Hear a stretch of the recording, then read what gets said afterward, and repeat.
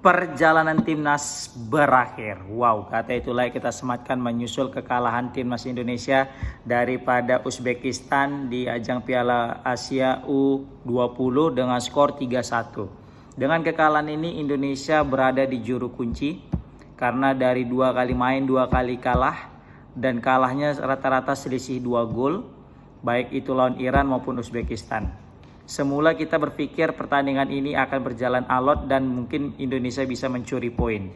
Tapi apa ndak dikata, Indonesia harus berakhir guys. Terhenti langkahnya di pertandingan kedua. Padahal kita masih menyisakan laga terakhir melawan Yaman, tapi kayaknya nggak akan berefek lagi. Karena bisa dipastikan Uzbekistan dan Iran lah yang akan melaju dari grup kita guys. Siapa yang salah atas kekalahan ini? Yang jelas bukan pelatih tapi pemain. Aduh, lagi rame ya tentang ini bukan salah pelatih, ini bukan salah pelatih tapi salah pemain gara-gara postur tubuh lah, gara-gara strategi lah, nggak lompat lah, pokoknya banyak lah. Pemain tinggi-tinggi, pemain kita rendah-rendah, ya kan. Tapi yang jelas kita lagi-lagi kebobolan dari bola udara guys. Ini bukan kali pertama ya, di pertandingan kemarin lawan Iran kita sudah kebobolan melalui gol-gol sundulan, melalui gol-gol umpan crossing, free kick serta corner kick. Pokoknya bola-bola udara kita kebobolan lah ketika menghadapi Iran dan tiga-tiganya golnya gitu ya.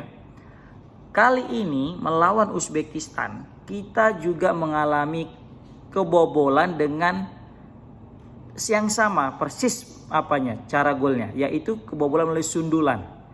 Nah ini siapa sebenarnya yang salah gitu? Apa nggak diantisipasi atau gimana? Aku juga bingung gitu. Kalau kemarin lawan Iran oke lah, karena kata alasannya itu pemainnya tinggi-tinggi gitu kan. Jadi pemain kita nggak sanggup lah untuk mencapai lompatan yang seperti pemain Iran lakukan karena posturnya tinggi. Nah kali ini yang nyundul juga pun nggak tinggi guys, serius nggak tinggi. Pemain pendek-pendek pun bisa cetak gol melalui sundulan. Gimana itu coba lah? Ini apalagi nih alasannya kayak gini coba. Ya kan? Kacau kita ini, kacau, serius bingung. Aku juga bingung mau mulai dari mana gini. Kalau kemarin oke lah katanya karena pemain tinggi. Nah ini gimana coba? Ya kan? Yang jelas ini memang salah pelatih. Oh bukan, ini salah pemain. Enggak. Oke. Nah tapi yang jelas kita meskipun seperti ini guys, meskipun Indonesia kalah, kita wajib tetap yang pertama mengapresiasi guys. Nggak ada cerita tuh. Kita wajib berterima kasih sebesar-besarnya kepada siapa? Pelatih, pemain lah. Pelatih juga gitu ya. Pemain dan pelatih itu kan satu kesatuan. Jadi kalau pelatih kita puji, pemain pun kita puji. Pelatih kita kritik, pemain juga kritik kan gitu. Nggak ada yang pelatih kita puji, pemain kita kritik. Sebaliknya pemain kita puji, pelatih kita kritik. Enggak. Pokoknya semua jika menang kita puji semuanya, jika kalah kita kritik semuanya kan gitu. Namanya juga kita cinta kepada timnas, bukan kepada pelatih, bukan kepada pemain gitu. Oke. Nah, jadi kita tetap mengapresiasi bagaimana timnas Indonesia akhirnya pecah telur guys. Aku takutnya di Piala Asia U20 ini yang di Cina ini kita itu nggak bisa cetak gol, itu aja yang aku takutkan. Kalau untuk kalah aku udah dari awal semenjak mulai ini sih. Semenjak kita puji coba melawan India, melawan Suriah, baru melawan apa lagi itu ya. Yang kita main di Stadion Gelora Delta itu, Sidoarjo. Aku ketika lihat uji coba itu aja udah feeling kita nggak akan bisa untuk curi poin. Kita nggak akan bisa lolos. Kita nggak akan bisa menang. Feeling aku cuma satu, semoga aja kita bisa cetak gol. Udah itu aja. Harapan aku semoga bisa kita cetak gol. Dan alhamdulillah di pertandingan kali ini kita berhasil mencetak gol melalui pemain lokal, bukan pemain lokal ya, karena apa, dia dari orang Indonesia, orang lokal lah ya kan. Pemain Jens Raven, pemain diaspora kita guys, memanfaatkan umpan Marcel kalau nggak salah tadi itu cakep banget golnya Jens Raven. Mungkin kalau nggak ada Raven, waduh nggak akan pernah kita bisa mencetak gol guys, serius. Di sini juga aku menyoroti bagaimana kerennya permainan Marcel, Raven, baru juga Tony Firmansyah. Ini pemain nggak ada obat, nggak ada capeknya. Betul-betul jadi andalan timnas, tidak hanya di timnas tapi di klubnya juga menjadi andalan di Persebaya Surabaya. Kemudian juga Buffon, ini selalu konsisten Buffon ya. Buffon ini kayaknya calon bintang masa depan timnas Indonesia guys. Tapi tadi itu Doni Tri Pamungkas tadi sangat disayangkan ya, gol pertama daripada Uzbekistan itu bisa terjadi karena Doni Tri mungkin Doni Tri nggak siap saat itu, tiba-tiba bolanya berada di atas kepalanya, malah pemain Uzbekistan kayaknya yang lebih siap untuk menyerbu itu bola, dan terbukti gol pun terjadi melalui sundulan. Ingat lagi sundulan guys. Nah jadi kayaknya habis ini perlu dipikirkan sama Coach Indra Safri dan juga teman-teman pelatih lainnya serta juga pemain timnas U20 untuk mengantisipasi bola-bola udara. Kayaknya itu aja sih yang perlu kita TC-kan lagi, yang perlu kita training camp, yang TC yang berbulan-bulan yang pergi kemana-mana itu kayaknya perlu untuk latihan itu aja udah. Karena jujur ya ini sangat mengecewakan guys. Di satu sisi waktu di babak pertama tadi aku sor kali nengoknya, oh ini besar nih peluang, kayak bisa nih, kita bisa ngeladenin pemain Uzbekistan gitu kan, kayaknya bakal menang nih di babak kedua nih kalau misalnya kayak gini pola permainannya konsisten ya kan. Rupanya malah terpongkeng, rupanya malah selesai langkah timnas gitu kan. Jadi kita pun sangat bingung ini nengok timnas U20 kita ini, padahal di tahun sebelumnya, bukan kita niat membandingkan, nanti dibilang lagi ya kan, move on bang, move on, STY kata. Tapi kayak mana lah pula kan, waktu zaman STY megang U20 kita menang loh, bisa menang. Terus juga kita bisa seri lawan Uzbekistan yang lawan kita kali ini. Kita kali ini kalah 3-1, kemarin 0-0 loh. Dan tahun lalu itu full lokal, nggak ada pemain sekelas Jan Serafen, bayangkan gitu. Nah ya kan, maka dari itu ini apa sebenarnya masalah? Apakah Coach Indra Safri masih menyimpan taktiknya? Kayaknya nggak mungkin. Pasti udah dikeluarkan lawan Uzbekistan kan. Masa disimpan lagi? Mau kapan? Sampai kapan mau disimpan? Besok. Pas nanti waktu lawan ini Yaman, udahlah selesai pertandingan. Udahlah nggak ngaruh lagi kan.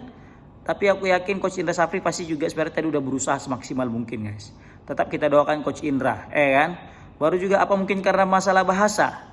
Pasti bisa lah, orang bahasa Indonesia kok, cuma jangan serapennya ya kan, orang naturalisasi, orang diaspora. Inilah makanya kita selamat datang di era kegelapan timnas. Udah bisa kita ngomong kayak gitu belum lah ya, karena kita timnas sendiri masih jago ya kan. Jadi kayaknya atau mungkin bisa nih kita buat klasifikasi pelatih guys. Maksud aku gimana? Kayaknya Coach Indra Safri ya, menurut aku personally. Tapi kalau kalian ada punya opini lain bisa komen di kolom komentar. Kita kan bebas berpendapat ya.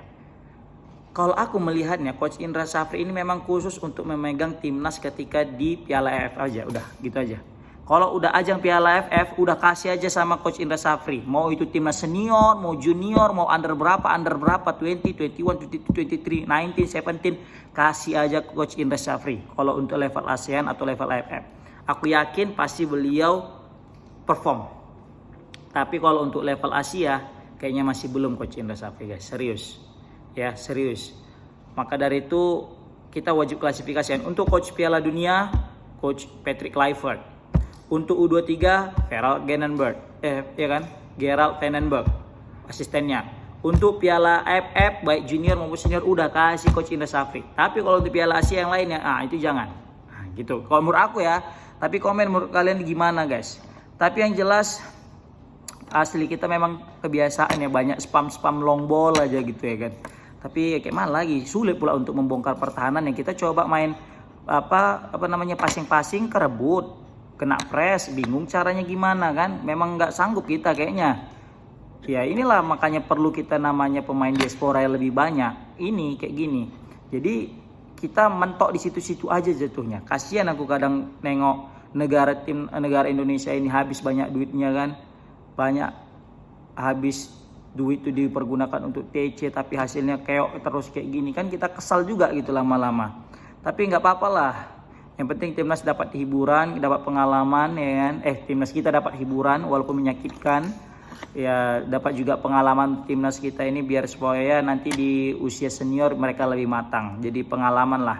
Tapi anyway kayak mana ini targetnya kan kata Piala Dunia lolos ya kan. Nah ini kan nggak lolos nih, kayak mana itu kira-kira, apakah ada kayak pelatih sebelumnya bahas lagi kok Sintayong ya kan, nanti awak lagi kena tegur lagi, bang move on, tapi kayak mana lagi pun sedih nengoknya kayak gini kan. Semenjak ditinggal sama Coach Sintayong ini kita jadi penurunan di performa kita ini. Tapi semoga aja ini hanya berlaku di under ya, maksudnya di kelompok umur ya. Kalau bisa jangan sampai tertular ke kelompok senior, karena kita berharap besar timnas Indonesia bisa lolos ke Piala Dunia dan bisa perform melawan Australia nanti dan Bahrain juga guys. Oke, gimana menurut kalian guys setelah timnas Indonesia dikalahkan dan terhenti langkahnya, apakah TC kemarin itu berguna lah pasti ya. Apakah menjadi kira-kira apa penyebab masalahnya maka timnas Indonesia nggak bisa menang weh? Coba komen dulu ke komentar. Oke. Assalamualaikum warahmatullahi wabarakatuh.